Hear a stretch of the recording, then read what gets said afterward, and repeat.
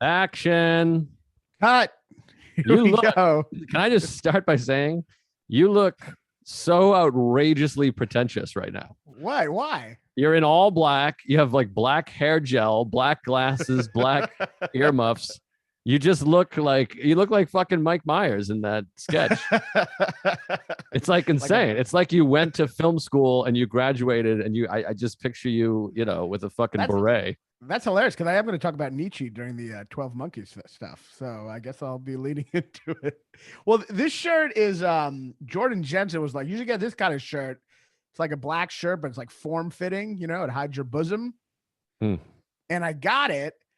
And I go to the seller and everyone's like, you just look like Louis because it's like the kind of black shirt he wears. Apparently Louis is like, it's a certain, because it's like that form fitting, Well, also, it's you don't have a neck. I can't see a neck. I like you have. It's like there it is. Yeah. Oh, so that's a t-shirt. Did you miss my? Yeah, it's a t-shirt. It looks like a long sleeve turtleneck. Oh yeah, I look a little like Rushmore. Like I need the beret or something. Yeah, similar to what I said a moment ago. Yeah, and then you have like product in and a full beard. It's insane. Like you went away on the road with Louis, and you spent money, and now you're dressed like him. And I hope I can get a word in. Ah, you're already frozen. What the Christ? Oh, really? I'm frozen? You were. I don't know. My internet was being a cunt earlier. I don't know if it's yours or mine. Where are you? God fucking damn it.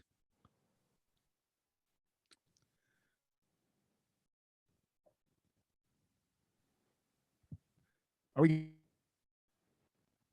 good? I don't know. You're completely frozen. No, my internet's unstable. Let me text Sarah.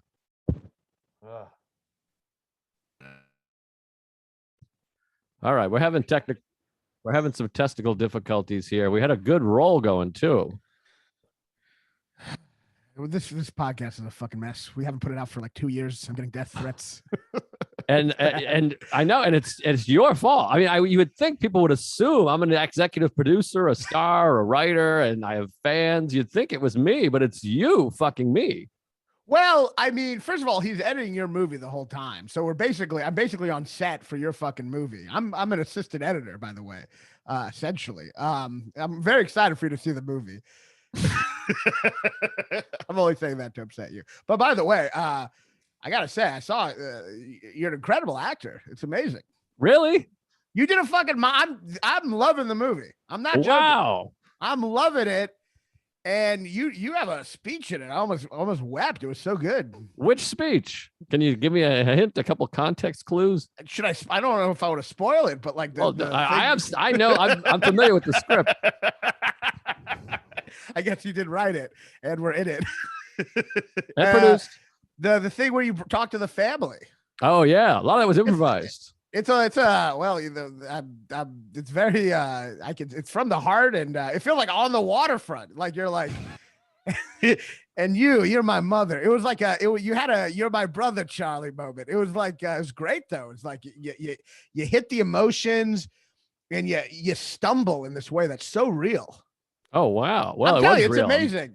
I'm stumbling. Do you like the movie? Because everyone's waiting for you to hate it and trash it. I haven't seen the whole thing, but what I've seen is I love. I'm afraid for your parents to see it. That's going to be a nightmare. But I love the. You mean that? Do you think it's going to be bad? I don't know. You think it's going to be bad? It's pretty on the nose. They'll compartmentalize. They're like, oh, who are those? What's that? What's this movie about? You're just like, fuck you, Dad. Fuck you, Mom. But it's a movie. No, they won't figure it out. You're Jeff in it. You play piano. You don't do comedy. It's a film. It's great. And a magical part. So Louis editing on the bus, and we were watching other movies on the TV, while he was editing. And the TV, yeah. I mean, we had a big screen there. And then at one point he put the movie on the screen. It was like one of the movies we were just watching on the tour bus. Wow. It just made it feel like a real, one of the movies. It's great. What I've seen is great. First of all, I don't want to hate it. I wanted to like it. I was wary because it seemed like you wrote the script in like 4 days and then just got into production. But what I've seen is fantastic and fucking hilarious. And your acting is great. I'm impressed, very impressed. Yeah, well, I'm gonna quit the podcast soon. But all that to say, I mean, you should.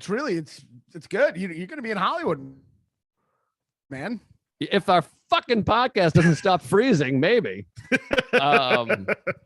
But anyways, you've been fucking canceling and delaying. And by the way, I just want to say you have never set an idea forth on this podcast that you didn't change. Yes. The schedule, the time, the movies. You literally go like this. I want everyone at home to know you're like, how about we do this? I'll pick movies and then you pick movies. And then you're like, great. Then you pick Evil Dead for me. Then you do your movies. And then I'm like, all right, next week we're doing Sidney Lumet. And you're like, actually, I think we should probably do fucking Titan and the Guilty. Well, first of all, you picked Evil Dead. You didn't even seem to care. You're like, yeah, whatever. Like, it's okay. Like, you picked it. And I had watched one. That's why. And secondly, I was on tour with an insane person. I mean, that's really the problem. He's an insane person. It was a great tour. It was one of the greatest experiences in my life. But like at the same time, like he just gets these whims. It'll be like 2 a.m. He'll text, we're leaving here at this hotel at 6 a.m. We're going to go to the Badlands. We're going to stay there for 2 nights. And then I'm going to get a hankering to go to Toledo. Like, it's just like, it's all over the whims of this man. So like, it fucked up my whole schedule. I know, it ruined the podcast. Even when I'm not working with Louis, he's still fucking up my life, for God's sake. Well, I mean, we were staying in state parks, which I assumed we're going to be in a hotel. For all the people mad at me, I assume we're going to be in a hotel every night and I could just wake up and do the podcast. Meanwhile, it gets to the day of the podcast. We're out in the fucking woods. Yeah. We're fucking, there's nothing, I can't do a pod. Like Bobby's outside killing a bear and like, Louis editing the movie. There's nowhere to do a podcast. It fucked up the whole thing. I apologize, but I'm on the whims of a impulsive man. On the whims of love. You got quite a mean like dick reflection in your forehead. When you lean forward, it looks like a dick and balls. Oh yeah, I gotta see that. Yeah, there it is. Yeah, a little dick. It also looks a little like the fleur de lis. The Louisville, the Kentucky symbol. The fleur de lis. The fleur de lis. What am I? It's is that the comic that fucked the teenagers? I am pretentious today. You're like, it looks like a dick and balls. I'm like, it looks more like the fleur de lis. I know, with your stupid coffee and your black shirt and your whatever product you have in your head. Listen, Joseph. Today we're going to talk about some wonderful films. Wonderful film. And I can't wait to talk about these movies because this is so, these movies, unlike Evil Dead, where you did it and you were like, yeah, they're okay. And I'm like, oh, then why are we doing this? This is like. Well, you froze again, but just don't mention it. Maybe we'll be fine. So, well, I wasn't going to mention it, but you were standing there looking lost. So I told you why I wasn't responding to whatever you said with passion. But the reason I did Evil Dead, which are fun, was I had already seen one. But now, So is this the idea? Is that we pick movies we like and want to see, or movies that we think will be an interesting discussion? I mean, I think it's what we want. I mean, I think it's up to you. It's a book club. That's the idea. That each week we should decide together, but each week one person gets final say. I think that's fair, right? Oh, that's a different thing now. Well, I'm improvising. When you were picking yours, I didn't get a say. You were like, I picked this week, and now it's my turn to pick, and you're like, well, we both get a say, but you get the final say. And I already picked, and I got good picks. Mine next week? Next week, Sidney Lumet, first and last films, exactly 50 years to the day. 12 Angry Men, Devil Before the Devil Knows You're Dead. I love it. Classics. I love it. Yeah. I mean, I love it. We're not watching a fucking B movie from the 80s. Like this is great. Yeah, I'm excited. We're back to classics. It should be. Speaking of classics, this week you picked sci-fi / action. Not really a category.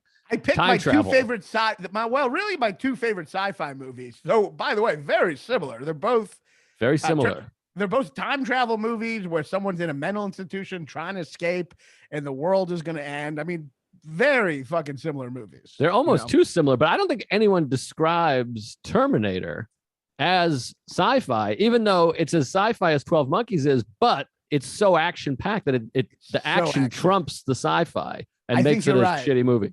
I think it's a sci-fi movie, but it is like such a, to me, the best, honestly, one of the best action movies of all time. You got to admit that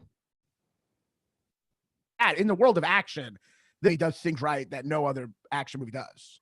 Yes, it's sort of like I do think it's good. It's sort of like Sopranos. I'm like, sure, in this thing that I hate, in this medium that I think sucks, this is great. Wow, that's the highest praise I've ever seen you say about Sopranos. I mean, you've never said evil. You've never said anything other than that it's retards in a fucking show. But you're actually admitting it's great in a world you don't like. Well, I have to because everybody says it's great, so I have to go. Okay, it's great, but I mean, I don't want to get into Sopranos talk. But at least I have been able to get everybody, including the great Colin Quinn, to admit that Stevie Van Zandt is bananasly bad in the show, which is hard for a guy like me. It is hard to go, no, this is a great piece of art where one of the main characters is the worst performance acting wise ever in the history of film. Well, it grows on you, but I will say, if you think that's bad, the movie, which sucks, is awful. They get an actor to play him as a kid, and he's doing a bad impression of Stevie Van Zandt. So he's essentially doing a bad impression of someone doing a bad impression of Robert De Niro. Who'd they get? It's fucking like... Les Claypool? I don't get it, but it's a funny sounds. Claypool. He's I lost my fucking magnet thing that I play with. Here it is. He's the bass player from Primus. Well, you playing him? Is there something you do each time we're on the? Yeah, I fidget with these little magnets. The whole time? Have you been doing that the whole time? Yeah, the whole time. Man, we really don't know what's going on under the under this area. Why? What are you jerking off? A couple times, you can't tell. I used to jerk off in high school, and I would cut the hole. This what I'm about to say is illegal, but I was a kid, so it doesn't count. I would cut a hole in my pocket and put my hand in my pocket in high school and just jack off in my desk at school. I don't know if that's illegal. Well, I mean, it'd be illegal if I was older.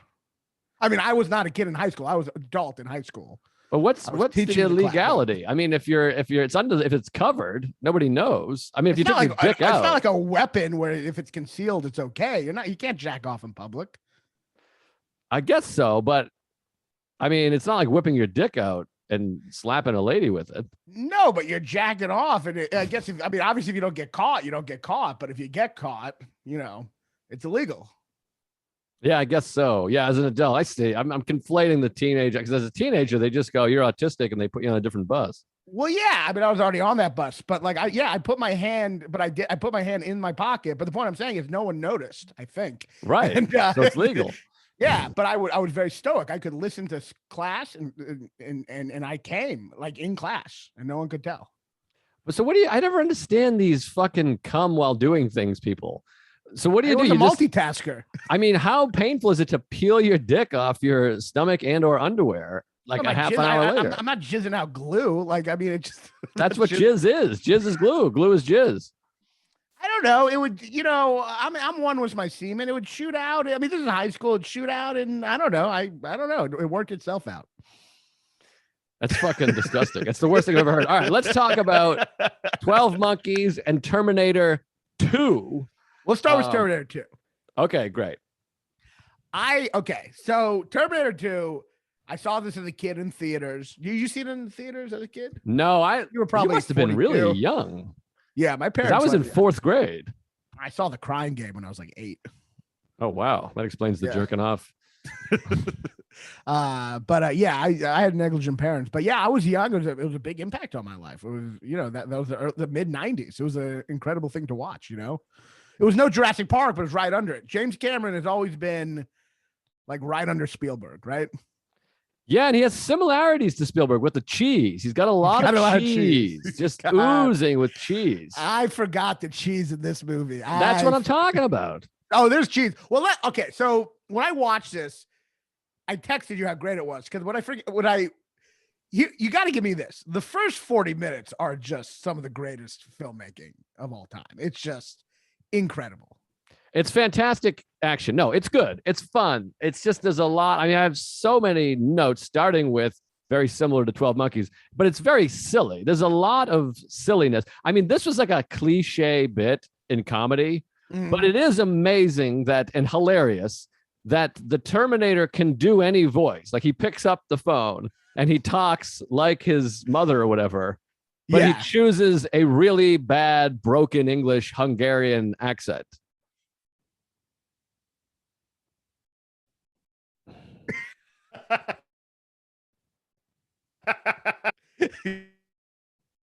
Yeah, they put. Am I frozen? Super frozen. I'm frozen. You're frozen. I don't know what's going on. Fuck my mother. God damn it. I know it's brutal. Internet connection unstable. I don't know what's going on with the internet. Fuck my mother. You're back. I can hear you. I can hear you. Just go. You yelled at me. So he's got a bad accent is the point. Yeah, it's yeah, no, it's that's a good point. Yeah, they did give him the default Austrian accent. I will say this though. How brilliant is Arnold Schwarzenegger as an actor that he's this terrible actor who found a way to be perfect in a movie by just being a robot. I mean, that's pretty genius to like put himself in that position, you know? It's not bad. It's a good job writing for him or whatever, but it is also just goofy. It's fun, but like the sunglasses and he takes the jacket and then Bad to the Bone is such a weird choice because it's like, oh, it's like a music vid. Da, da, da, da, da, da. I mean, it's a little bit fucking silly. You Could Be Mine, the Guns N' Roses song, that fits in. Yes. Because he's listening to it and he's cool and it's motorcycle. Bad to the Bone is like straight up, let's like wink and be silly. It's just goofballs. There's winkiness in the movie that's not necessary, and it gets a little worse as it goes on. But that being said, the opening T2 is terrifying, legitimately. He's great, and it's a great performance. I love Robert Patrick. He is fucking awesome. He is amazing, and it is, I mean, obviously you see how much No Country for Old Men is influenced by that character. In the sense that, I mean, I think people have talked about it, but in the sense that you see him kill all these people, and then at a certain point, they don't even have to show him kill people. Right. You know? Yeah. I do think the knives are silly too, that he can become a knife. And it doesn't. Do you have any suspension of disbelief? I mean, it's no, amazing. I do. It's amazing, but it's like silly that he's like, he makes little blades. But how does he become, am I crazy? Do I not understand things? How did he become the floor? Didn't he just explain that he couldn't be a box of cigarettes, but he can be the floor? He can't be complex things like bombs. Like cigarettes are complex? But he can be simple things like human beings. But not a box of cigarettes, but then he was the floor. But he wasn't he was just hiding in he wasn't the entire floor. He was part of the floor. What was he, a carpet? He was part of the floor. Yeah, he was part of it, but he wasn't the whole floor. He didn't just like, shake the building and knock them out the window. He was part of the floor. He can meld with stuff, but he didn't become the floor. Okay, so he could be a cigarette package then. He could be the warning label? It doesn't seem like he could. Could he be the cellophane? How do we get him on a pack of cigarettes? Also, it also kind of felt like a little. Remember when the cop goes to the parents in the beginning? And they give him a picture of John. You remember that? And he goes, "You mind if I keep this?" Wouldn't he be able to remember? Right. It's weird to think of this like robot with like all this knowledge who's like so precise, having to look at the picture again to make sure. That just seems like a very human. Is that him? Like that just seems like he just photographed it in his head. And there's another thing at the very end, the climax, when he's like, "Call for John. You better call John." You can do that, motherfucker. And then I'm like, you can do any voice you want. And in fact, he does do it several minutes later. Like, it's just, there's parts where you're like, okay, massive hole here. Yeah. Well, there's a couple big, I don't even know where, there's a couple of really big holes with that too. But yes, you're right. That's a weird part where he's like, "Call for John." And it's like, just fucking kill the bitch and become her, right? Yes, or use your own voice to call him or whatever. Also, maybe I'm wrong about this, but didn't Terminator Schwarzenegger disobey the kid? That's what I was about to bring up. Yeah, he disobeys him and then says, "I can't disobey you." That's what I was about to bring up. We got right to the fucking end here, but let's talk about it. I mean, the whole time he makes it clear that he has to follow his orders. And at the end, he's fucking running the show. He's like, "I got to kill myself. Trust me, this is the plan." And John's like, "Don't do it." He's like, "Shut up, you little kid. It's important." I'm like, what's going on? Like, you know what it does? It like James Cameron sacrifices, he breaks the rules to have this sentimental heroism. Exactly. That's how I felt with the floor. I felt like it was, it's cool if he comes out of the floor, but whatever. But also, it reminded me of the Jews in Williamsburg that can't use electricity So they have like a thing rigged up where like you call my mother for me. It's like the way he kills him. Saturday. You're saying it was Shabbos. Yeah, the way he kills himself is like, I can't self-destruct. Let me hold on to this chain, and then you press this button, and that will lower me. And I'm like, well, you're killing yourself. But you're just so I don't have the power to do it, but I do have the power to manipulate everyone in this situation and get my way. Yeah. I mean, there's a lot. There's also, isn't it kind of funny that they just happen to drive into the one place that has the kind of fire that can kill T2 at the end? It's just such a coincidence. It's like, oh, well, this is perfect for us to drop the ship. And what is that place? It's just it's a steel mill. It's a welding but it's like it's really the only place they can go. And no one is like, hey, this worked out well. We just happened to crash into the solution to all our problems. By the way, I also think it's the same setting looking as Backdraft, like, which came out the same year. It's almost like the studio was like, we made Backdraft. You guys can just have the Backdraft thing. It's like sparks and fire. It looks so similar to Backdraft. Yeah, but this is like a different type of fire. This is like what is it? It's like, it looked like crazy. It looked crazy in there, that fire. Like, is that a real thing that factories have? I don't know. I don't know. I've never been to a steel mill. It's just like a giant vat of Terminator killing fire. By the way, it's always hilarious when they run into it. There's always that guy who's immediately like, get the hell out of here, to like shouting to everyone else. To remember that guy? Yeah. The guy who's immediately like, it's like he's been waiting to say it. Like, he's like, dude, if anyone drives in here, I'm going to be the guy who's like, everybody get the hell out of here. But he's so quick to say it. He's not like confused. He's just ready. There's a lot of moves like that in this movie. I mean, this is the problem with action movies. Action movies are fun because you can tear apart every fucking thing. That's why, and I know a lot of people are going to hate me, but that's how I like to watch action movies, just to pause and go, that's ridiculous. That's insane. Also, I don't know if it's a social commentary, but the cops just come in and just tear apart the black. They're like, and then later, the three of them, Schwarzenegger, Hamilton, and the kid, all come out and they're like, freeze right there. We swear to God. I'm like, weren't you just fucking like terrorizing these people a couple of scenes ago? That's a good point, because it's like very clear that black guy, I mean, we should call him his name, not just the black guy, but unfortunately, I don't know his name. So the black Steve. I think it's Steve. No, it's not Steve. Dyson. Yeah. Is that the same thing for Jurassic Park? Dyson. No, maybe that's something else. But it is true that it's obvious that they would realize that guy's a hostage. It seems like he's a hostage in that situation, you know? Yeah. And then they just break in and go, the guy we're looking for, the black guy who has no criminal record or anything, who actually supposed to be there. And they just shoot the shit out of him. Yeah, they go nuts. It's pretty wild. I think there's a lot. We can talk about what's great about this, because there's a lot of stuff that's great, but yeah, I want to talk about, well, now that we're shitting on, let's shit on as much as we can, then talk about the great stuff. They also go to the same year as 12 Monkey. Like 1996 is the year in both movies. Oh, is it? Yeah, it's 12 Monkeys is much later, though, I believe. Yeah, the movie came out later. Yeah, but no, there's a lot of similarities. But what are the other holds? The biggest problem I have with the movie also is that I just think like they're making it so the Terminator can like kind of grow a little, right? Oh, like, you mean like emotionally? Yes, like he's been programmed to do that. Mm-hmm. And so the kid kind of wears off on him. That's an interesting idea, that instead of exploring it, they just give him a lot of like hokey, sarcastic lines that seem beyond what he would be capable of doing.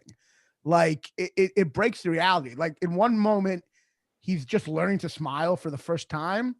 And the next scene, he's already like saying sarcastic shit. It just like seems like a joke, but not actually following the slow development that could have been interesting, you know? Yeah, it feels, a lot of it feels like it's made for clips and for toys. And it just feels like blah to me. Look, it was the most expensive movie at the time. It's like Jurassic Park. It's constrained a little. It's not, 12 Monkeys is like an art film in a way. This is like constrained. Yes. This is constrained by that. But within that movie, it has a lot of interesting ideas. But I do think like when he like it all beat up at the end and he just says, I need the vacation. It's like, it just doesn't mean anything. Like there's no way he would be like knowing that I need a vacation joke at that point, you know? And so is "Hasta la vista, baby," which no I one ever know. talked like that. No one, that wasn't like a cool thing to say then. They invented it. I also hate how precocious the fucking kid is. He's just so like cool and like he's great. He's a great actor. His acting is fantastic. Though apparently on Wikipedia it says he's 10. Isn't a 10-year-old like a fucking lispy retard? Like he looks like he's 16 in it. I don't think he's 10. Is he 10? He's supposed to be 10. That's how like bad they were at ages back then. That kid's clearly like 15, right? Is he supposed to be 10? I thought they went to 1987. Well, maybe I thought he was 11. Wait, yeah. On Wikipedia it says he's 10. But that 10 is like a little kid. Like 10 is fourth like, grade. That's how old I was when the movie came out. Yeah, but that's like a little kid. That's not like him. Like 10 is like, I want my mommy, right? That's not like. Yes. And the word for that would be precocious, which is what I said a moment ago. But it's beyond precocious. It's like, it's just not the actor is clearly not 10 years old. No. Yeah, I don't know this 10 stuff. I mean, I feel like something's wrong here. I mean, I looked it up.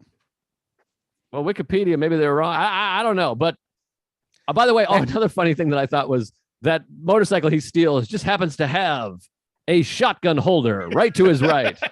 Like he literally takes the shotgun, gets on the motorcycle, and he's like it just has like a fucking gun holder on the side of it that perfectly fits his shotgun. Well, did they program to be cool? Like it seems like they programmed him to be like, all right, let's make him a Terminator, let's make him ruthless, and let's give him a little pizzazz. Let's make him kind of cool. It's a music video that and he puts on sunglasses like he's like a blues singer. No, it stinks. All right. It's a little dumb. Here's the thing. I sometimes I think, and there's also like fat on this movie. I feel like James Cameron, he's like, I spent the most money ever, so it has to be 3 hours. I'm not going to spend $400 million and make a 90-minute movie. Hold on. Well, this is a whole other issue because I think I watched the director's cut, which they always call it a director's cut, but it's just I thought more the same fucking thing. fat. There's a couple I thought the same thing that are awful. I ended up tweeting something which I stand behind, which is that like every director's cut, I'm like, my only thought is you got it right the first time, asshole. Like you didn't need, you're just presenting scenes. So the part where his I think the first scene in the director's cut, maybe I'm wrong, but I'm pretty sure this is not in the original movie, is that terrible dream sequence was Linda Hamilton in the mental institution where the guy from the first movie comes in. Did you see that? Yeah, I think so. Yes, I did see that. Yes. That was the first, that was like, James Cameron's like, I want to put this back in. And then you're like, well, you shouldn't have. Like, this is like, it's an awful sequence. It slows down the movie. It's also such a cliched thing for a dream because like, it's like, only in movies do people have dreams where like someone from your past comes back and gives you the exact words of wisdom for that moment, you know? And, and then in reality, your dreams are like Gary Oldman giving you a hand job in a spa and you have no idea what it means. But like, and he just like comes back and he's just like, you can do it. You're a soldier. It's just like, who's ever had a dream that's just someone encouraging you for the situation? I mean, that's hard because I'm like, I don't know what other people's dreams are. Do you have that dream? Do you have like your grandfather or your old lover coming back and saying, you can beat this? I mean, my old lover comes back in every dream, day or night dream. I mean, I don't know. It's just a little, I mean, I'm not saying they should have a dream where like, a pineapple is talking to them, but it's slowed down the movie and it's like a bad scene. Yeah. And I agree. And there was a couple scenes because I haven't watched this movie in about 15 years because it's stupid, but I was watching it going, are these scenes? Well, I don't remember because some scenes I remember so well and some I don't. Maybe I just forgot them. No, we got director's cut it without knowing it. I'm telling you that it's also the scene where, and this is how bad the scenes are. They're the director's cut right away. It's the scene where they're gonna what do you call it? When they unplugged Arnold Schwarzenegger and Linda Hamilton. Yes. That's not in the movie. That's what I thought. I was watching it being like, what is this? What are we watching? I don't remember that. Piece of shit, bad scene that James Cameron wrote that slows down the plot that he thought would be good. That's an awful discussion. And I thought the same thing. Yeah, there's a couple of those scenes and they're bad. Yeah. They really kind of fucked up your experience watching it because they're like, ooh, these scenes are terrible. Well, mine was 4 hours and 40 minutes long. Is that what you watched? Also, by the way, another funny thing that happens where it's just like a cool fest. The kid fucking does a pop a wheelie in the chase. Like he's being chased by a fucking maniac. And he's like, I'm like, he's like throwing in bunny hops and fucking like he's sitting on the handlebars for a minute. I'm like, what is he doing? Well, you know how you're in a survival situation and you try to, make sure to look cool for no one. you know how you're like in a life and death situation and you make sure to have a cool move that literally no one is seeing besides maybe a Terminator who has no concept of it. Also, he's slow. Like, why isn't he running? I hate action movies. I really do. Like he's like walking in the steel factory, whatever. He's just like walking a slow pace. I'm like, he can run 60 miles an hour. Just run and kill him. Yeah, it's almost like T2 is so fast. He's like chasing the cars, but it's like when he's really close to them, that's when he's like, I'm going to slow this down.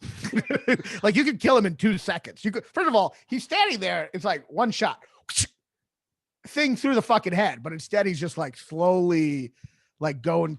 Yeah, it's obviously building the suspense, but I want to say some good shit because there's so much I love about this movie. The scene in the beginning when they're both coming after him, Edward Furlong, the kid, is an incredible sequence. And in the fucking valley, in the original mall, the first real it's an incredible fucking sequence. And one of the things that I feel like the same way Jaws does so much with suspense that no other movies like learn from, this movie shows something so important in action movies that every other action movies forget, which is having the guy you're watching, the one you're rooting for, be the underdog. And there's nothing more of an underdog than when he's on his little fucking bike and then T2 is on that truck right behind him. That's fucking suspense. And most action movies you see, it's Jason Statham beating up everyone in the room in like 12 seconds. It's like Matrix 3 or the second Matrix where he's just doing martial arts and kicking everyone's ass. And there's no sense of suspense because they made the main character invincible. No, that scene is great. All the car chase scene stuff are great. They're shot really fucking well at cool angles that really are exciting. And you're like, oh, this is fun. And the T-1000 is fucking super cool. And the scene where they freeze him and he's like breaking apart, that holds up. Like it still looks fucking awesome. I just hate though that he has this big line, hasta la vista, baby. And then he's back like 4 minutes later. I'm like, because watching it again as a kid, I was like, wait, as an adult 20 years later, I'm like, wait, is that the big moment? Did he just kill him? You would think he does because he has the big line, but then he's like, oh, I guess I will see you later. One scene from now when we're in danger again. Dude, I used my catch. I used my death line too soon. I should have waited. What if he tried to say it again when he throws him into the fire? Hasta la vista, baby. Yeah, I mean, it's also like, why is he saying hasta la vista, baby? Like, what is... So they can sell fucking tickets and T-shirts. That's why. But there is shit. There is a real relationship between him and Edward Furlong, and it is touching. It is touching. I remember as a kid, like completely cynical. I remember as a kid being very emotional when he like goes down in there. By the way, how does he give a thumbs up? His head is under the thing. How is he still surviving? He's like, his head is submerged in death, and he's like, thumbs up. So I'm like, so is he still alive under there? What? Get the fuck out of here with that. Also, when did he teach him the thumbs up? I mean, there's that scene in the car. That's like the most dated scene in film history where he's giving him Bart Simpson lingo. If you want to be cool, you got to say, eat my shorts. It's like, what? I want to tell the Terminator, like, you're getting advice from a fucking dork. Like, as a child. Cool, he's like, cool people say, like, just starts. Como estás?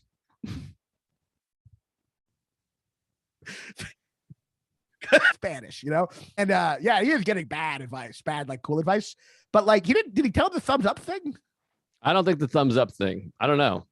Where is that? Is there a whole other scene where he got just? No, it's don't good. Say anything. I'll edit it later. You're telling me not to say anything. Last time you had a meltdown when it was frozen. So, yeah, I don't like. I wish they would attract his. I think the idea their relationship is moving because it's like Edward Furlong kind of has like a father for the first time and also kind of a pet.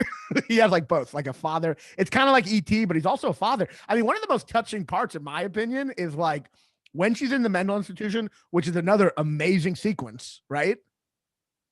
Which part? when she goes crazy. I'm sorry, when they all come to get her out of the mental institution. That's an amazing scene. Yeah, it's fun for sure. So much is happening. No, it's not just fun. It's like a lyrical action sequence.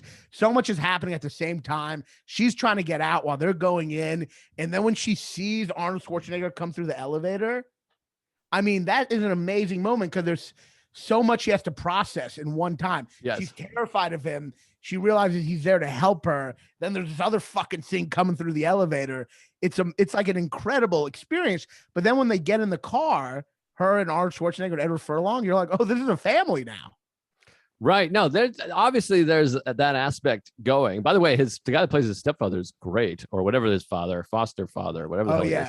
He's fantastic. Yeah, he's awesome. I also wrote that down of like, why isn't the Terminator ever communicate? There's like several scenes where everyone's like, he should be like, oh no, I'm here to help you. They sent me to save you. There's a few scenes like that where if like he just spoke up a little bit, it would really help.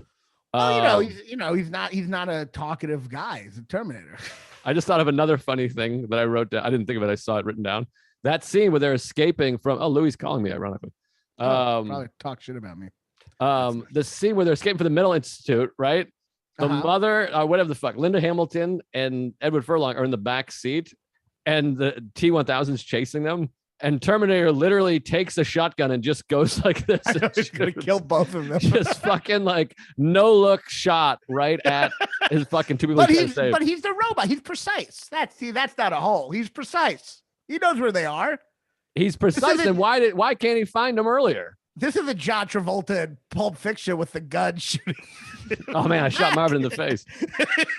That would be hilarious if you just fucking took a shot in the back and just blew Edward Furlong's head off, and he's like, "Shut." By the way, the Terminator's the Terminator's Hulk Hogan. It was not what I was trying to do. Terminator. I feel like they ripped off Hulk Hogan. He's completely Hogan. He gets like beat up and he's down, his face is crushed, and he like hulks up. He's like gets going again, and then he's like unstoppable. Like you're hitting him, and he's hulking up. Yeah, I mean, wasn't he a wrestler, bullshit bodybuilder, whatever world that's from? Yeah, they're all friends. Yeah, they ripped off Hogan. Like Brutus the Barber Beefcake should have came out and cut T-1000's hair. Yeah, I mean, yeah, I see that, but originally actually James Cameron was going to get another bodybuilder to play T2, and he decided against it because he thought it would look too much like two fucking wrestling macho idiots. It would just look like a wrestling match the whole time. That's where James Cameron's brilliant. He knew if like he got like Andre the Giant to be the other Terminator, it'd just be like you'd just be watching wrestling matches. So he got like a regular skinny guy, and it made it so much more terrifying. Yeah, well, he did that right. He did a lot of things right. When they're in the car together and they're all a family, like it is touching. Like they're together as a family for the first time. And it's like he is like the father in the family, you know? Yeah. He's a very dumb father, but no, I agree. But I do think the middle of this movie, I thought when I was a kid it was boring, and I still think that as an adult. There's a middle chunk and there's a lot of like slow motion fat that could have been cut, but we watched the director's cut. Here is what I was thinking watching it. Like, and this is maybe true for a lot of the masterpieces are entertaining the whole time, right? Mm-hmm. And then there's movies under the masterpiece that are like really good, and those movies are like amazing in the beginning and amazing at the end and kind of boring in the middle. And that's definitely this movie. Like this movie, the first all the way up to her getting out of the mental institution is perfect, I think. Besides the little Hogan, it's perfect. It's beautiful. It's beautifully structured. It's like lyrical. It's incredible. And then once it kind of dies down for a while after that. Yes, it dies down. And in those scenes that are masterful and lyrical for the fourth time, it's very lyrical and poetic. Yeah, it's lyrical. It's like, I'm a cold heartbreaker fit to burn and I'll rip your heart in two. Those are the lyrics to You Could Be Mine. But also there's a lot of cheese on it and like weird smiling and silly cheese, but it's fun. It is fun. I think it's an influence on The Dark Knight. Feels very similar. A lot of those action sequences. I mean, it's an influence on like so much shit. And that's the thing. And some of the stuff that's cliched in it was probably pretty cool at the time. Like it now seems stupid when he's like, what are those wet things coming out of your eyes? But that might have been cool at the time. Now, I mean, they've fucking spoofed it on everything. I now know why you cry, but I never will be able to do it because I am not a good actor. I'm a bodybuilder. Yeah, the fact that guy, it's kind of a hilarious joke. Like that this like bodybuilder is not a good actor, found like the perfect role for him, someone who just can't do emotions. Yeah, and he's also made a whole career, and now he's a politician. Like he made a $1 billion fucking career out of it. So good for him. I will say, yeah, I think the movie is brilliantly structured. I do think like I do think one of the things that's also interesting in the movie is that like James Cameron is like has this like weird pacifist like preachiness in his movies, right? Mhm. Yes. But then he also has warriors. Like Linda Hamilton's like a warrior, right? But then she talks like a fucking hippie at times. She's like, you don't know what it's like to create. You never had a child in your womb. That's creation. You men. It's like, I get what she's saying, but like, she feels like she's like a warrior who all she knows is a world where she's fighting. She doesn't seem like she could even deal in like a peaceful world, you know? Yeah. It's also hard. I mean, like any time travel movie, which is you could just always be like, wait, what? And that goes for Back to the Future, 12 Monkeys, Yeah. Terminator. But you're like, they're trying to say this kid, but it's like, but you came from he survives because we were in the future. What do you mean? Say it again? Oh yeah, I mean we have it. It's funny we talked about all these holes and not like obviously the biggest hole. The big like time travel thing. Like they're like, we have to survive. But I'm like, but he must have survived because you're back. The survive world just does the. It becomes like there should be infinite Terminators back here. The minute you change something, it would change it, and it doesn't change it. Yeah, man, dude, Back to the Future the same way. He like pushes the minute he pushes his like mother out of this, the minute he sees his mother, it's all fucked. You know what I mean? Like, but yeah, and obviously in this, the fact that the Terminator from the original one is what they used to build the Terminator that becomes the Terminator, right? I mean, that's the biggest hole, right? Like that the technology they used to create it is from the technology they used to create it. Right. You know what I'm saying? Yes. Like they built it all from Arnold in the original one. Right. But how does that even make sense? Yeah, it doesn't make sense. But 12 Monkeys, I actually think is something that makes sense because it's a loop. I think that's the only way you can do it. 12 Monkeys, we got to talk about 12 Monkeys because I'm going to run out of time because I got sets, you got sets. 12 Monkeys fucking kicks ass. I fucking love this movie. Here's what I think. Like literally, like it's the opposite of Terminator 2. Terminator 2 is like the first like 30 minutes are so perfect and well structured. 12 Monkeys starts out weird. It's bizarre. They stay in the mental institution for a really long time, and it slowly turns into one of the best movies ever made. And I truly believe that. It is one of the best movies ever made. And I guess people like it, but do they give it that? Are people aware of this? No, because you're wrong. I mean, that's why they're not aware of it, but it is great. I mean, let me say this, and maybe it's just a personal thing, but it is. What makes the movie amazing to me is you feel Bruce Willis's yearning in this movie, his desire, more than I feel characters in other movies. It hurts. It's painful. His desire, his wish for him not to be crazy and for this to be the present, his joy he takes out of being in this world that he's never been in or that he wasn't able to be in, the comfort he gets from the woman he's in love with, his desire for like happiness and joy. Like I find it so human and frail, and like I find it so moving.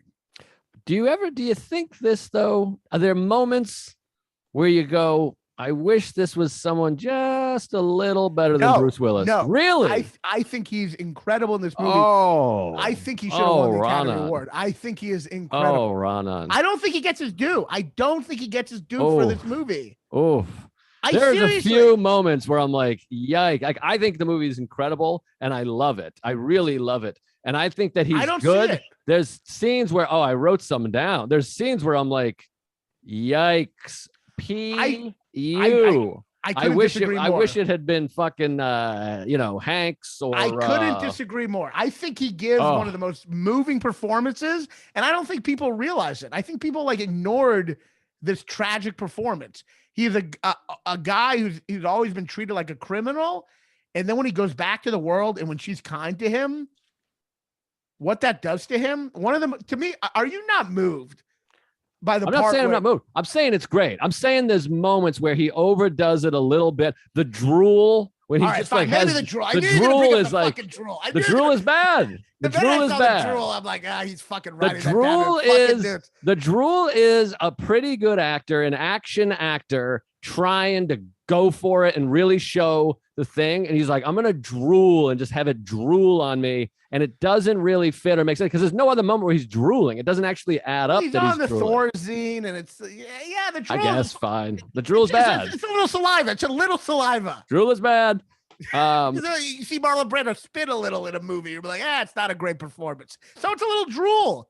The scene where he takes her into the car, and the second time he comes back, and he's driving, he's listening to the music, and he's talking to the ad, and then she calls him by his last name, and he goes, "You used to call me James," and you realize how much it meant that she called him James because no one called him by anything besides whatever fucking number he had. And that's all. That's called a script. That's script.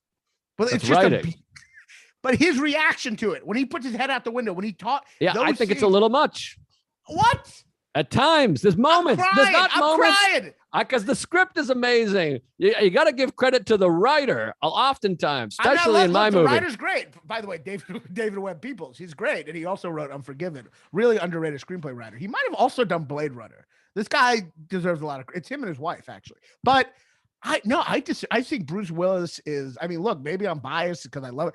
I think Bruce Willis's performance is tragic and heartbreaking. I think he's very good. I'm not saying he's bad. I'm saying there's moments where I'm like, a little much there. You think it's much in the car with the you really a little bit? Much? I do. When I think he puts it's his head out the window and he's listening to Blueberry Hill. Yes. But I love that moment. It's a great moment. I love that song. I love What a Wonderful World. It is a really beautiful movie. And it's the kind of movie that I'm like, normally I'm like, what is this? With a mental institute, it's sci-fi, it's back and forth, it's weirdly stylized. But I stay in there and I just love this movie. It keeps developing and you find out more and more and it becomes more and more beautiful. And it's really incredible. And the plot twists all work and are all fucking great. It's thrilling and it's scary. Now we talk about scary movies. This is scary to me. That feeling of being in a dystopian fucking world and you just are trying to get out all the things you said earlier. I mean, it really is fucking beautiful and compelling. One of the most beautiful twists in just terms of, I think one of the greatest scenes in film in terms of like the carpet being pushed out. What do they call it? The carpet being pulled under you? The rug, the rug being... the rug pulled out from underneath you. The rug pulled it. I'm trying to look all intellectual with my black shirt, and then I can't even fucking say a phrase. I'm like, on a magic carpet ride. One of the greatest moments to me is when she sees his picture in the World War I photo. Oh, it's amazing. That is one of the classic scenes because you're taking this woman who has this whole belief in psychiatry and all these things, and she has this whole religion that she believes in, and then that picture just fucking it just explodes all her conceptions and makes her think she's going insane. Like that part is so incredible. I mean, I just fucking and the music in this movie is fucking beautiful.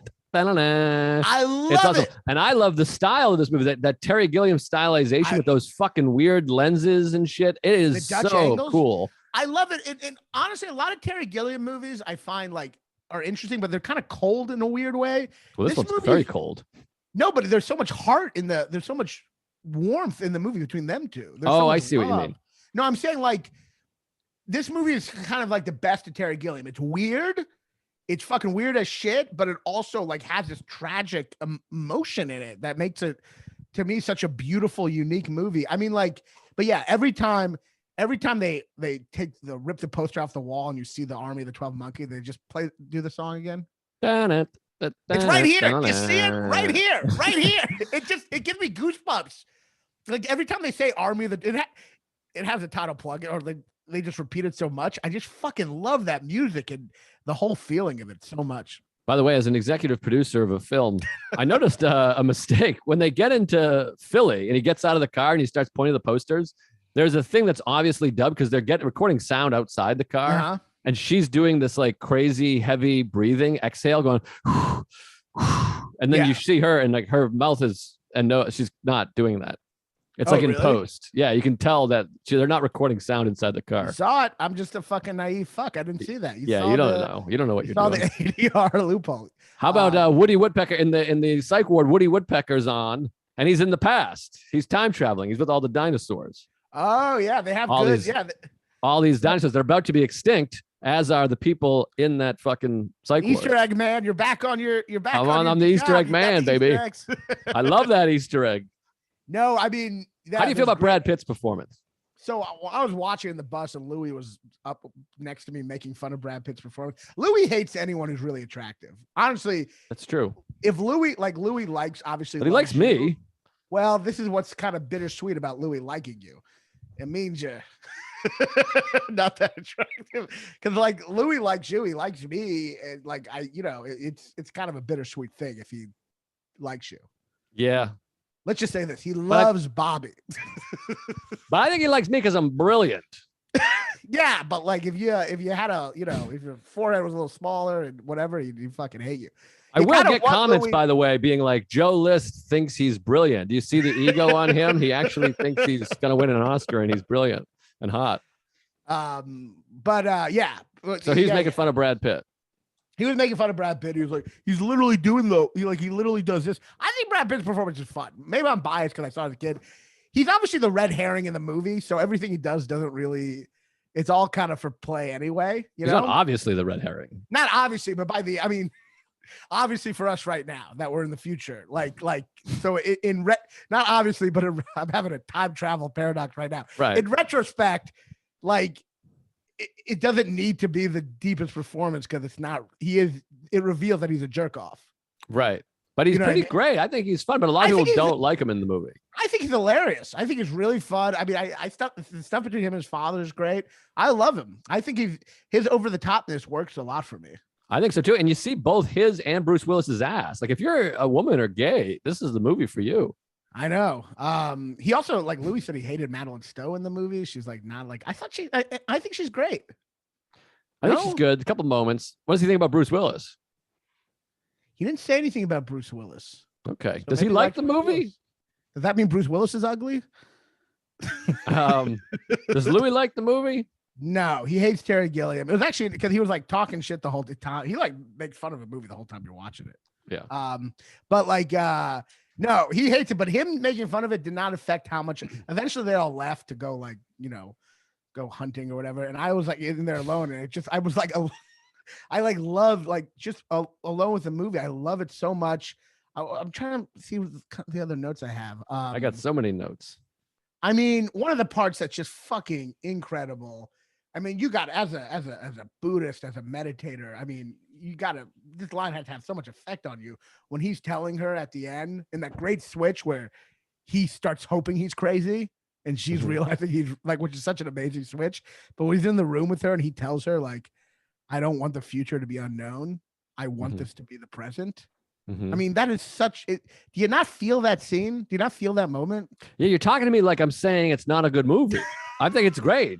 Well, I don't know if you're going to tell me Bruce Willis was spitting too much in that scene or like. Don't do the spitting thing because you agree with the spit. You agree with the drool. Don't act like you don't agree with the drool. I don't know if that could also be the director. It's like it's such a big piece of drool. I don't think like that might have been the director putting it on. I've never been on drool on him. I've never been on Thorazine. Maybe it makes you drool like that. You've never been on a movie set either. The director doesn't come out and put drool on your lip. I'm going to take Thorazine, and when I start drooling like that, I'm going to send you a picture. That might be really accurate. Maybe it is. Maybe it is. I don't know. But anyway, that scene where, I mean, is that not what we're all yearning for? I want the future to be unknown.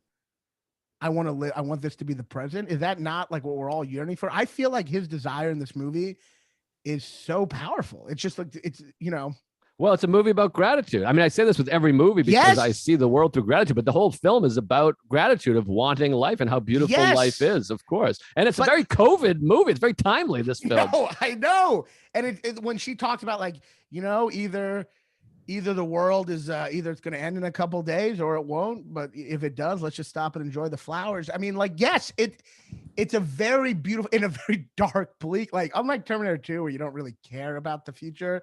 This extinction in this movie, see, in Terminator 2, it's kind of just like something that we could change.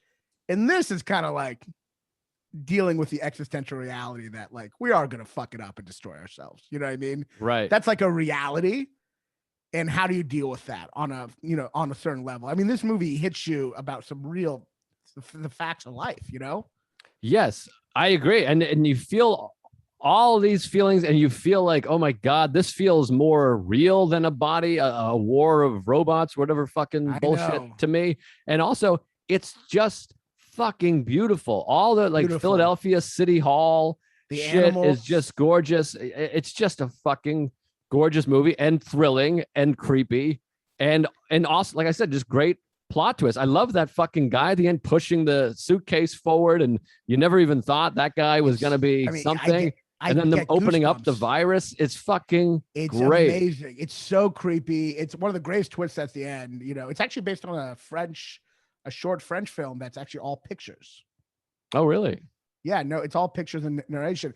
But I mean, the ending is like slowly realizing that he is in this loop and he's watched his own death. To me, that's the ultimate philosophical issue. We know we're going to die. Essentially, we are all kids watching our future selves die, you know, because we know that's going to happen. So the movie deals with like the big fucking issues, you know, and he's doomed. And then it deals also with Nietzsche's like, you know, Nietzsche, the German philosopher, had this concept, the eternal reoccurrence, right?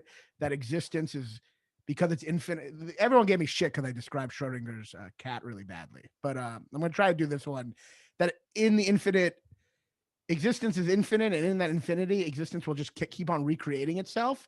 So we're basically doomed to repeat our life over. I'd have to go to the Ice Capades again. Exactly. Annie Hall. No, Hannah and her sisters. Thank you. Great script. Great script. But wait, no. But anyway, I forgot. But so you deal with that in this movie where he's doomed to repeat this over and over again. But to me, what is so powerful is that he kind of like in Terminator 2, there's this like sentimental heroism where they kind of just they don't really care about as much about themselves as just mankind, you know? Mm-hmm. It's kind of hard to relate to because they're just really heroes in Terminator 2. They're kind of perfect heroes. They're not like morally complicated. They're just great. You know what I mean? They're heroes. I mean, Linda Hamilton maybe, but in this movie, you see not heroism, but you see Bruce Willis's selfish, beautiful human yearning to just be free.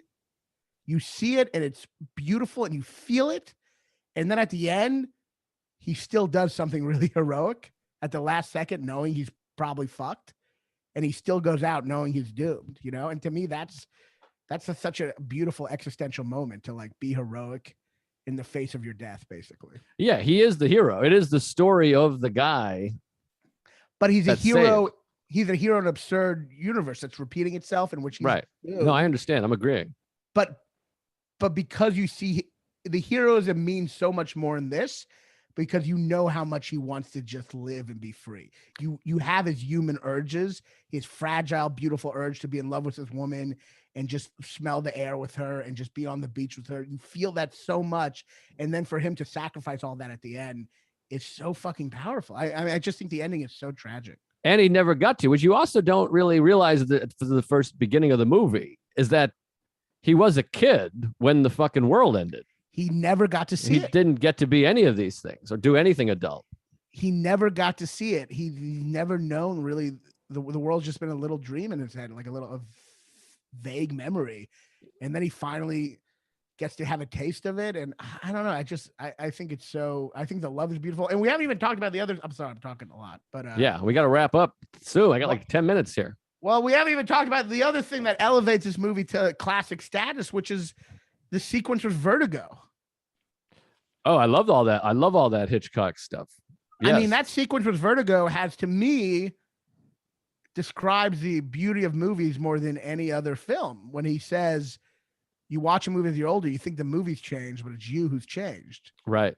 And that's what we're fucking doing on this podcast. We're fucking talking about Rushmore as older people, and it's like much sadder now. Like, that is what movies are about, seeing them again. And the movie hasn't changed, but you've changed, and you're seeing a different movie because of that. And the movie somehow manages to define the beauty of film.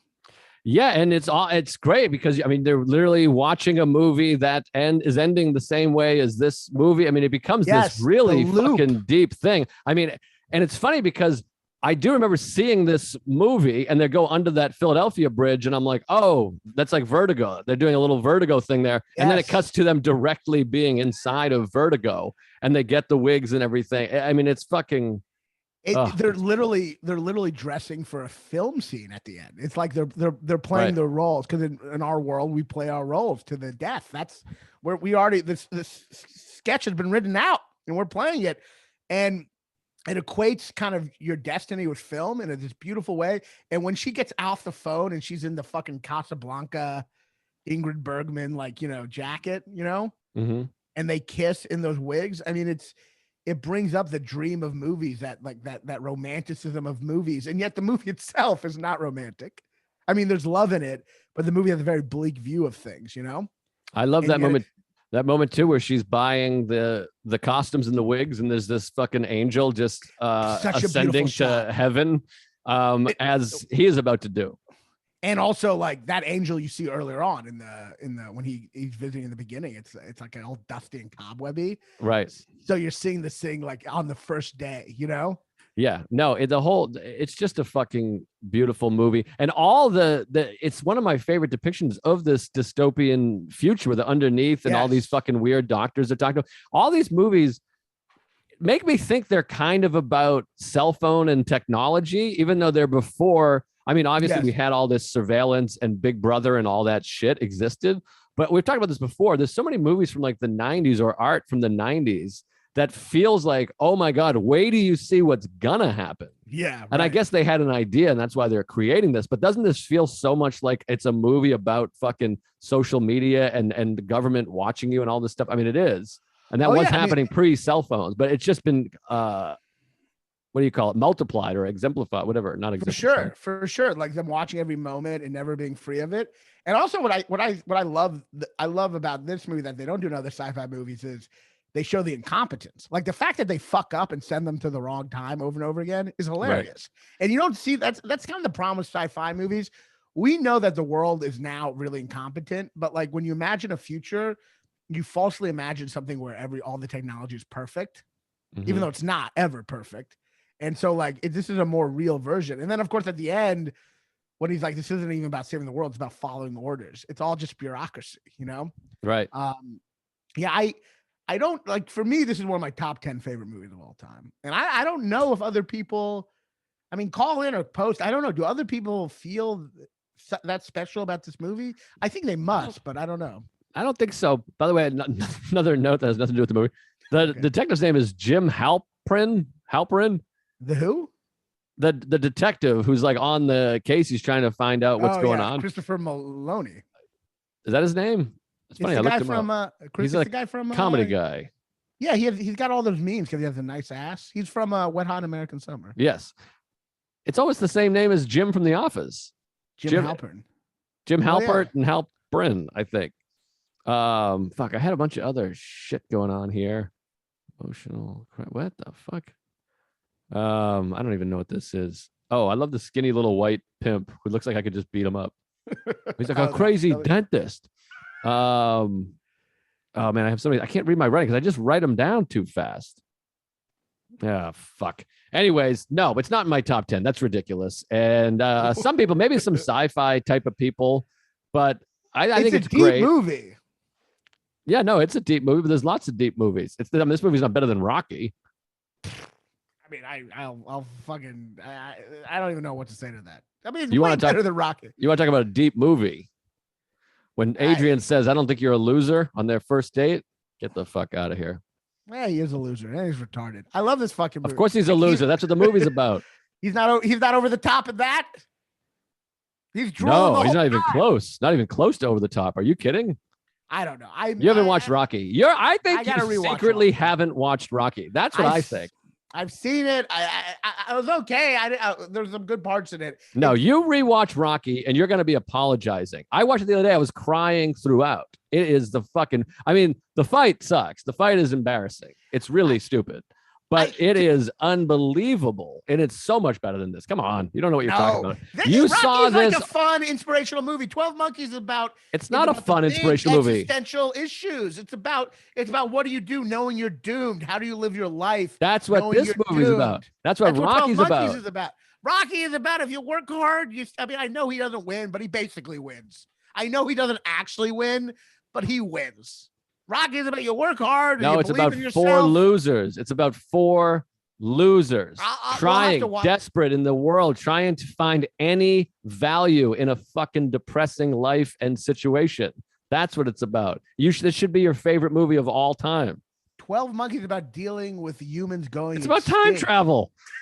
But it's not. It's about time travel and animals. Get out of here. Yeah, Rocky's real. 12 Monkeys is as real as it gets. One of the top 10 best movies ever. 12 Monkeys.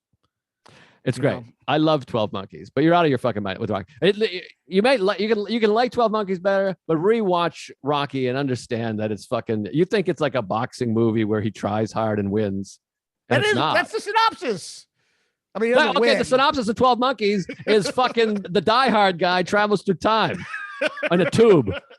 At least he's not running up steps with inspirational music. It's like Chariots of Fire. I'll watch it. We'll do a Rocky $1 Million Baby. I like $1 Million Baby. Get the fuck out of here, $1 Million Baby. $1 Million Baby stinks out loud. Rocky fucking rules. Rocky is sad and beautiful and slow and touching with like one of the best soundtracks. 12 Monkeys is sad, getting shot at the end, dying, and the woman looks over to see the sun, knowing it's all slow motion shot. Boom. Get out of here. Beautiful movie. One of the deepest movies. 12 Monkeys, top 10. Rocky's deep. Very deep. This is like Siskel and Ebert where it got tense. You know, it used to get tense sometimes. Yeah, I watched the show. We got to go because I got stuff. Right. I missed the spot last night at the Cellar. I fucked up so bad. Really? I was at home watching baseball with my shoes off. God. It was like, where are you? It's like the most dreaded text. The Liz text? Liz, yeah. I got to step on my balls, I think. The worst is when you text like, I'm really sorry, and then she just doesn't get back to it. That's what she did, yeah. I know. She never gets back. She wants you to fucking sit in it. Yeah. Anyways, all right. I gotta go. But we'll do another episode in a couple months. Yeah, I'm at the Cellar all night. What kind of person? You go on the road for 2 weeks, you get up at 4 a.m. and fly across the country, and then you book Cellar spots? I can't. I'm new there. I gotta like. I guess I'm not that new anymore. But like, it's a misconception. I gotta like, yeah, I know. I shouldn't have. It's such a misconception. Oh my God, he didn't put in avails. He's out. I know. Well, I don't know. You can slip through the cracks. I know. I've slipped through the cracks, and then I came back. I don't want to slip through the cracks. No, you can't. Where are you gonna be? I'm going to be at Bananas this weekend. No tickets sold. I mean, if anyone lives in Rutherford, New Jersey, for the love of Christ, I mean, it's brutal. It's funny because I kicked ass. Actually in Detroit. Done? No, I mean, there's a few, but this is show business. This is where I'm at in show business. I just kicked ass in Detroit, sold all these tickets. Tons of fans came. And I made the most money I've ever made in my life. If I told you the check, you'd fall down the stairs. It's insane. Then my agent called me to be like, congratulations. This is what we've been moving for. This is what we've been working for. I'm so happy. Go buy yourself a steak, kid, and fucking buy a car. Friday at Bananas, we're condensing to one show. There's 11 tickets sold, and you got to get a huge pay cut because nobody's coming. Yeah, I hear you, man. I've been like opening for like Whitney and Louie, and I start thinking I'm a draw, and then I forget I'm no one, and then I headline myself. I'm like upstairs in a broom closet at Helium, and it still can't fill that. It's like 12 people in there. No, it's tough. It's hard out here for a player. But November, I got a big month. Chicago Zanies, Portland Helium, and Providence Comedy Connection, all in November. And I'm shooting my special. This is the first. I'm breaking the news right now. I'm shooting special December 7th, a day that will live in infamy. You got a date already? God damn it.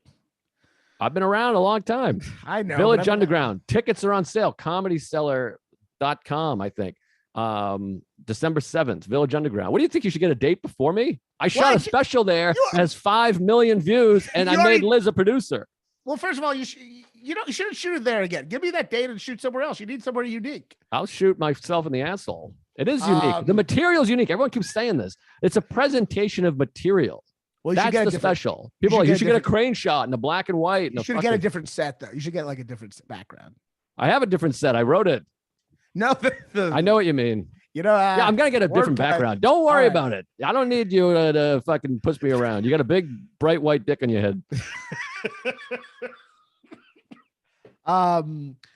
Yeah, I know. I'm what were we talking about? Oh yeah, plugs. Plugs.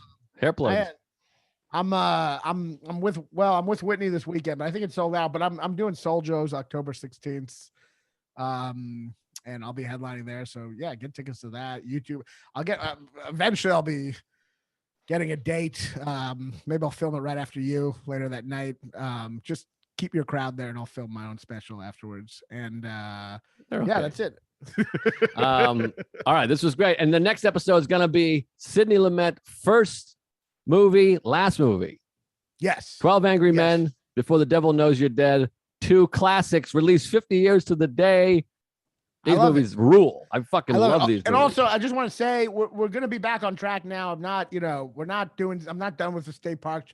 It's coming out every Monday. I'm sorry, but turns out there's no Wi-Fi in the fucking Badlands. I'm sorry. But next Monday is going to be hard. No, we're going to figure it. We can't do it. We'll get it next Monday. Okay. I love when it's you. Don't worry about it. I am flying to California to go be in Joshua Tree National Park, but we'll figure something out. I thought we're doing Sunday. No? Oh, you asked. I'm shooting a movie. I'm shooting a film on Sunday. This Sunday. We'll figure it out off thing. We'll figure this out. But I love it. This is so you. You cancel, move everything, and then I go, listen, I'm going to be on vacation. No, we got to figure it out. We can't not do it. Well, we'll figure it out. We'll find something out, but don't worry. All right. All right. Talk to you soon. Bye-bye. Thank you. Cut. Tits.